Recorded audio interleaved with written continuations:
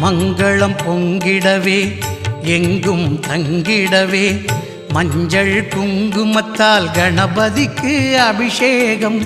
நெஞ்சம் மகிழ்ந்திடவே செல்வம் குவிந்திடவே பஞ்சாமிர்தத்தால் கணபதிக்கு அபிஷேகம். சடுதியில் காய்ச்சலும் நம்மை விட்டு விலகிடவே நல்ல எண்ணெய் கொண்டு கணபதிக்கு அபிஷேகம். சாந்தினம் வாழ்விலே ஓங்கி மலர்ந்திடவே சுத்த தண்ணீரால் கணபதிக்கு அபிஷேகம். ஆயுள் விருத்தியாக பாலபிஷேகம். அற்புத குரலமய தேன் அபிஷேகம்.